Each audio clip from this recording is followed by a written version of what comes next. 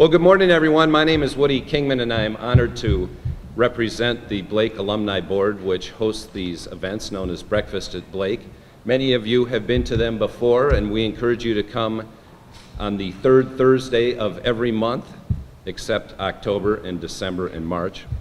But we've got some great speakers lined up, so great, in fact, that we're having scheduling conflicts, so I am not quite certain whether or not our November speaker can make it, but stay tuned. An announcement will come in the mail. We will get someone if this person can't join us.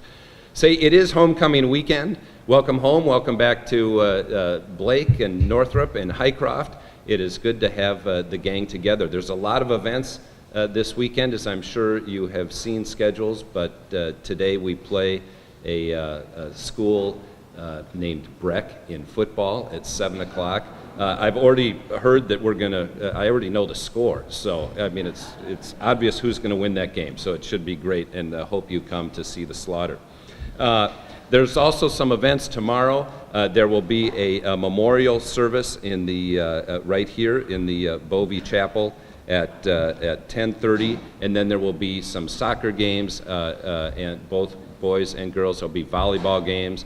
And the cross-country teams will be at the University of Minnesota for their big annual fall invitational, so it'll be a lot of fun. Hope you can join your classmates and friends at those events. Well, today we have the great fun and pleasure of hearing from and awarding some of our fellow alumni for Outstanding Alumni of the Year, the Alumni Athletes of the Year, the Jenny Stevens Hagen Spirit Award, and to do that, I'm going to turn the podium over to the President of the Alumni Board, B.C. Wilson.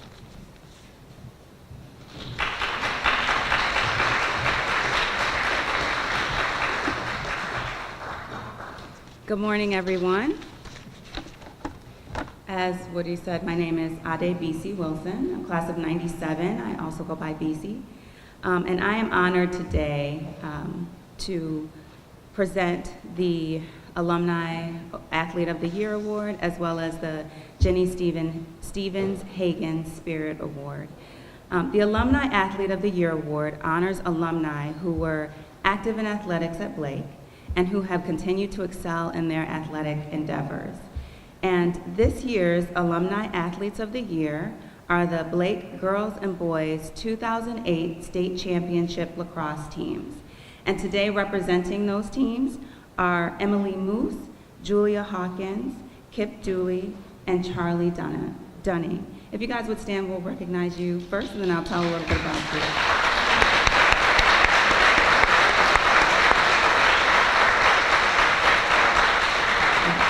Thank you. Blake has been a leader in high school lacrosse since its arrival in the Twin Cities in the late 1990s, and was among the first schools to offer a sanctioned varsity program when the Minnesota State High School League officially accepted the sport in 2006-2007.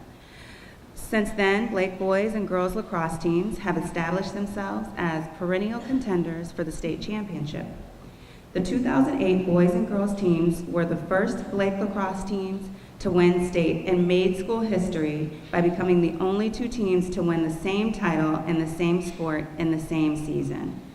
They did so in dramatic fashion, winning back-to-back state championship games against two Class AA schools.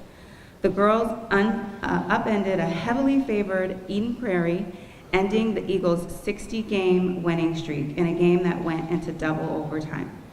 The boys dominated Minnetonka to win their title. The teams were not only remarkable for their victories, but for the number of athletes who have gone on to pursue athletics at the collegiate level, including some of the very first Division I lacrosse players from Blake. On the boys' side, at least 4 team members went on to compete in Division I athletics, and several others have competed or are competing at the D3 level. On the girls' side, 11 of the 19 players from the team have gone on to compete in NCAA D1 and D3 athletics, including 6 D1 athletes. So again, I just want to congratulate the Alumni Athletes of the Year awardees, the Blake Girls and Boys 2008 State Championship lacrosse teams.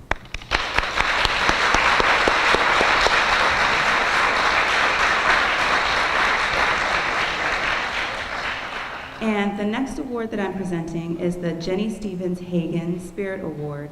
And this award honors an alum who has shown commitment to the Blake School community in a variety of ways. And this year's award goes to Mary McPhail Taylor, who is class of 1951. Northrop's 1951 class agents for 60 years and counting says keeping her fellow classmates involved with their school and each other has been a joyful part of her life.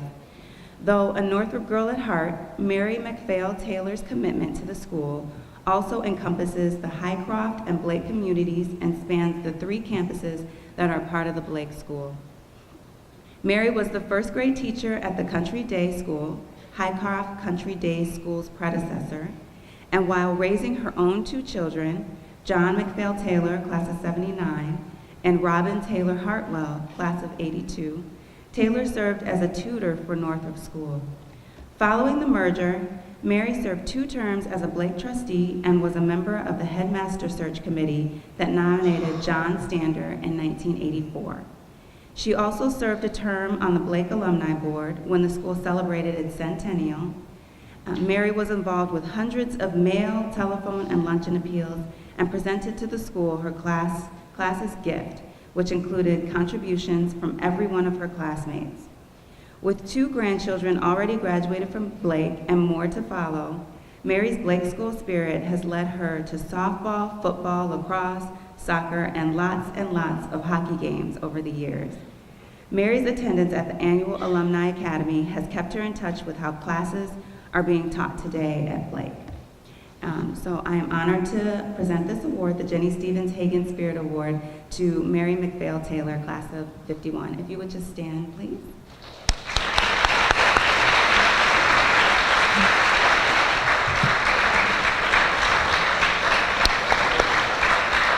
Thank you. And now it is my honor to introduce our head of school, Dr. Ann Stabney, who's now in her 2nd year here at the Blake School.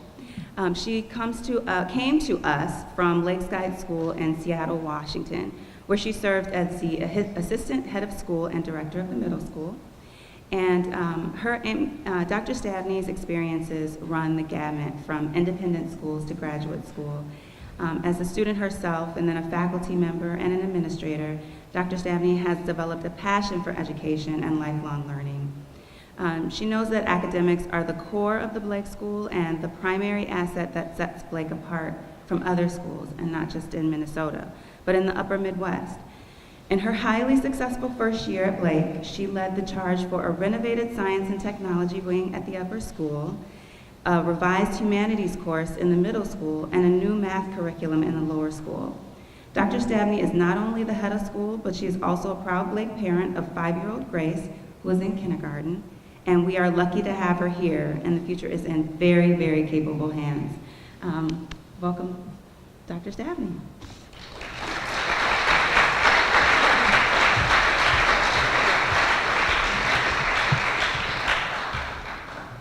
Good morning. It's my pleasure to introduce Kelley Lindquist this morning. It seems only fitting that the alumnus that we honor today for his advocacy of the arts, artists, and the communities in which they live and work should have gotten his own auspicious start as an artist here at Blake. From the 1971 Calipan, it is noted that Kelley was a singer, actually a stalwart tenor, a pianist, and an actor. He sang all 4 years in the Glee Club and the Blakers Dozen. Besides swimming, skating, and soccer, it appears that his penchant for the dramatic also started at Blake, as the yearbook notes that he really celebrates Halloween. Kelley graduated cum laude in 1971 and attributes much of his early success to his great teachers, such as Don Butler, John Hatch, Russ Hilliard, and Bill Glenn, who was apparently the only teacher allowed to address Kelley by his given first name of Leonard. Perhaps the most telling prediction of today's honor is the Calipan's mention of our recipient as the, and this is a quote, initiator of the Kelley Lindquist Award, end quote. After Blake, Kelley attended the University of Minnesota, graduated cum laude with honors in European history, Russian, and German languages.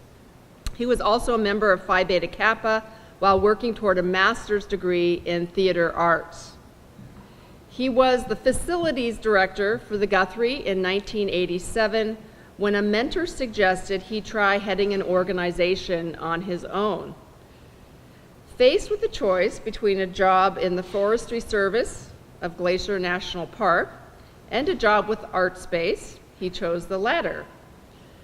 What began as a one-employee organization with a $60,000 annual budget, Artspace is now the nation's leading nonprofit developer of affordable live workspace for artists and their families.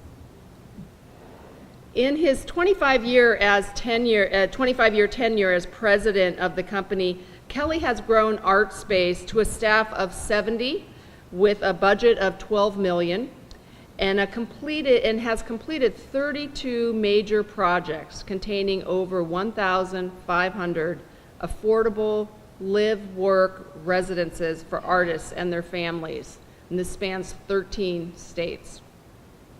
He was the driving force behind the development of the Kohl Center in downtown Minneapolis, a key influencer on projects of the Minneapolis Heritage Preservation Commission, and is a frequent national speaker on arts and urban revitalization. Kelley has served on the boards of the Kohl Center for Dance, the Minnesota Schubert Performing Arts and Education Center, Frank Theater, and Tannery Arts Center. He was named as one of the 75 most influential people in the Twin Cities by Minnesota Monthly in February 2013. He also received the Honor Award from the National Trust for Historic Preservation for contributing to the revitalization of inner city communities, and was also recognized for best practices in affordable housing by the University of Illinois in Chicago. While Kelley remains actively involved in Artspace's day-to-day operations, his influence is being felt and seen far beyond the landscape of the Twin Cities. It is with great pride that the Blake School honors him today with this citation. For his leadership in restoring national confidence in America's creative communities, and for helping artists reclaim their rightful place in the national discussion about the role of arts in American society, Blake is honored to name Year Kelley Lindquist its 2013 Outstanding Alumnus. Congratulations, Kelley, and please accept, over there in a box, the engraved crystal bowl as a token of our esteem. And thank you so much for being here this morning.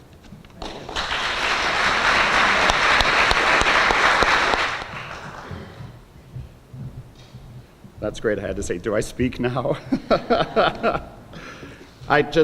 To ad-lib for a sec, I can't tell you what an honor it is to be here and to be again in this space that meant so much to me for so many years as I went here to Blake in the lower school and the upper school, as it was in those days. So I feel at peace. It's beautiful. Jossie and I were just saying, is if a space does that to you, there's something really good. I have years of good memories here, thanks to many of you. So thank you all. I am Kelley Lindquist, President and CEO of Artspace, and a Blake graduate from the class of '71. It is indeed an honor to be here. I have always felt that my years at Blake were truly a blessing in my life.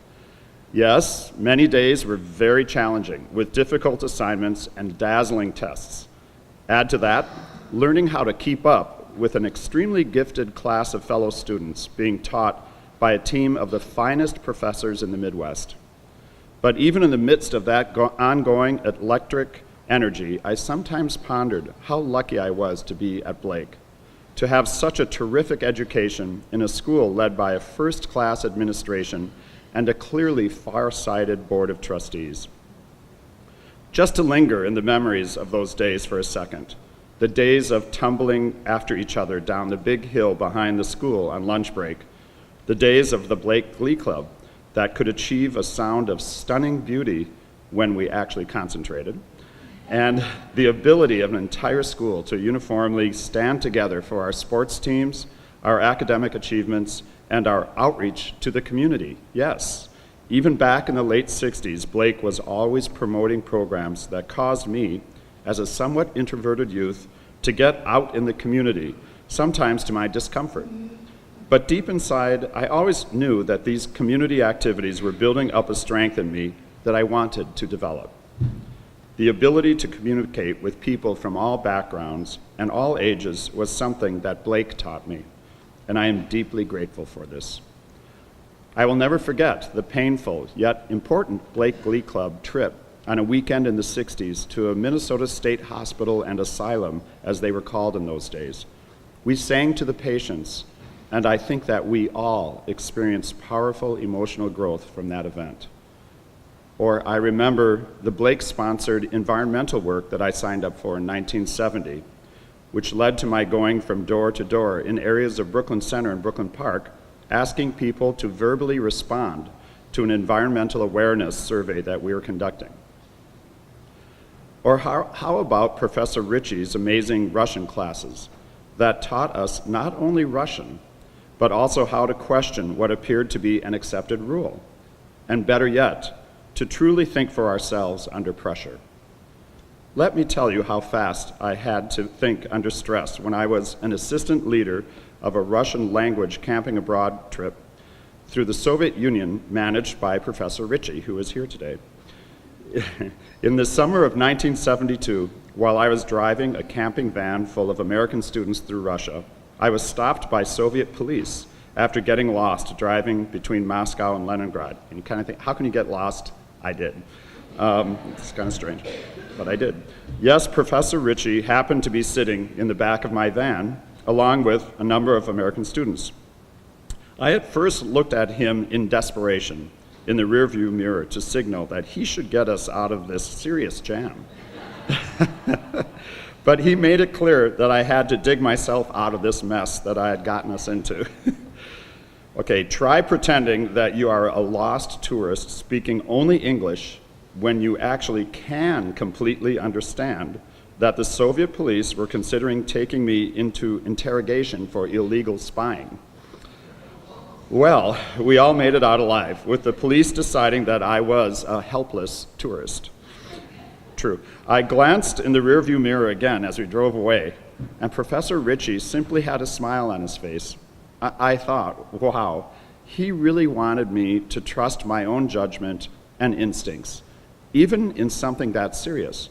I consider that an outstanding growth experience.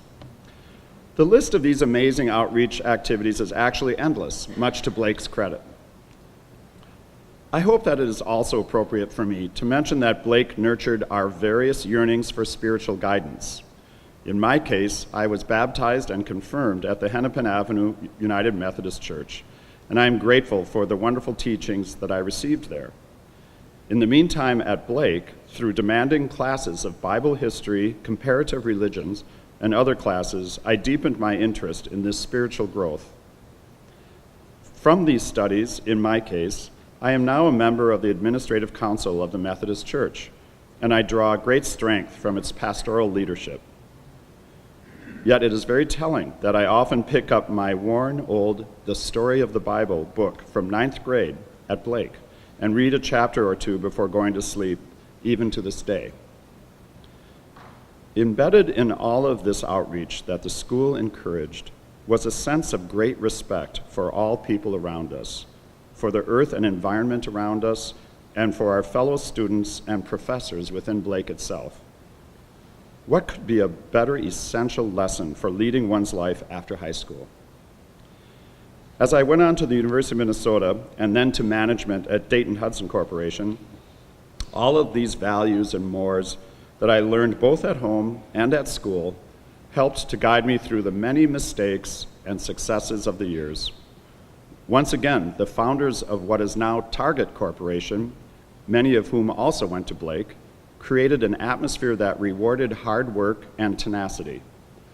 I was well prepared to step into a management position at the Guthrie Theater, and after 4 excellent years there, I took the great step of going to a tiny nonprofit arts organization called Artspace, where for a short time I was the only employee with no salary, no property, and no money in the bank. You can imagine how that was. That was 26 years ago. I had to think of lessons, honestly, from my 6th grade Blake professor, Close, and his favorite book to teach, Men of Iron. There were many days in the early days of Artspace when I felt more like a rubber band than made of iron. But at least I could reread the book by my bedside and get the courage for the next day.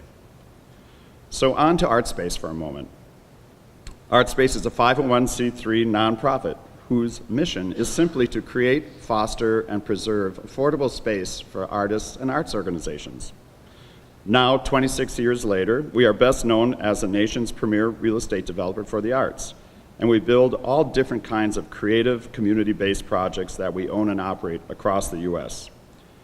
We operate with a 40-member, volunteer, nationally based board of directors, some of whom are here today, and we employ nearly 75 people, either at Artspace or in directly held subsidiaries. Our national headquarters is in Minneapolis, and we have satellite offices in Seattle, Los Angeles, New Orleans, and New York City. Artspace builds and operates space where artists can live, work, perform, exhibit, and conduct business. We are best known for creating terrific, affordable spaces where artists both live and work, and we are dedicated to keeping our spaces alive with creative and diverse talent permanently. Over 30 years ago, the city of Minneapolis observed how artists would settle an area of the city that had empty buildings which provided cheap but often unsafe space for artists and their families. However, once the artists had established themselves in this area as the new urban pioneers, they would attract the economic development such as restaurants, architecture firms, and other businesses. These businesses generally paid higher rents than the artists could afford. Unfortunately, this process led to the displacement of the artists, and therefore the community would lose the very heartbeat that attracted the good businesses in the first place. Artspace was formed initially by the city to counteract this system in a very thoughtful step-by-step process. Artspace's programs and buildings would help artists establish themselves in areas identified as appropriate for redevelopment. We established permanent havens for creativity and an enduring attraction for the surrounding positive economic development. We at Artspace have found through a number of studies how the creation of stable, affordable space for creativity positively impacts the surrounding community. This process is now called creative placemaking.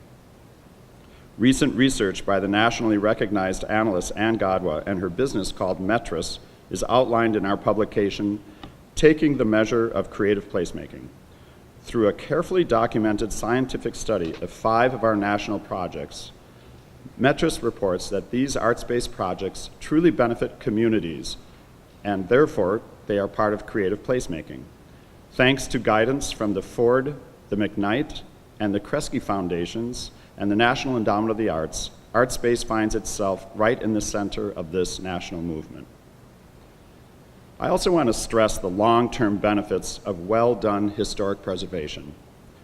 Our beautifully redesigned and repurposed buildings remind all citizens of our vital past, of what shaped the lives of our predecessors who created the jobs and the workforce of our community. The architecture alone helps to teach us how we can use today's engineering expertise to rediscover how the design of space itself fosters creativity.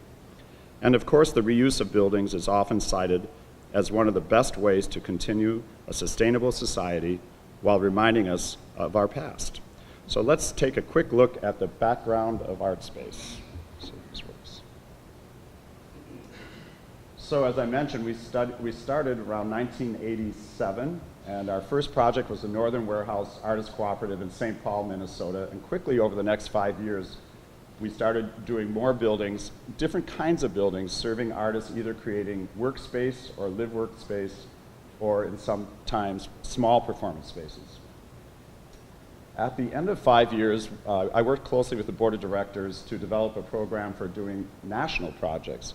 where that same board would go ahead and own and operate through Artspace buildings throughout the country. Our first project was led by my friend Tom Nordike, who was here in Pittsburgh for the Spinning Plate Lofts. We were invited by the Heinz Endowment. Then we were invited by the city of Galveston down to Texas, where we renovated the oldest opera house west of the Mississippi.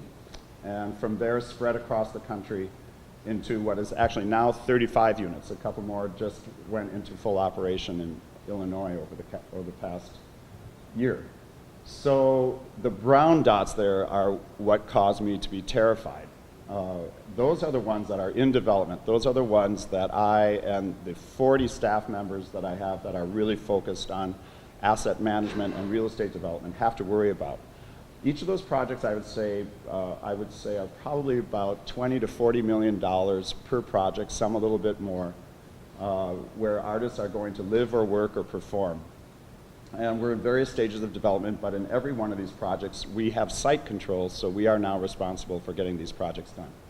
Very interesting working with a Native Hawaiian community in Honolulu to develop the first ever Native Hawaiian Cultural Center in the state of Hawaii. Also renovating two big, beautiful school buildings in New Orleans in Treme. Just a couple to point out that are fascinating. I've already mentioned a number of these things.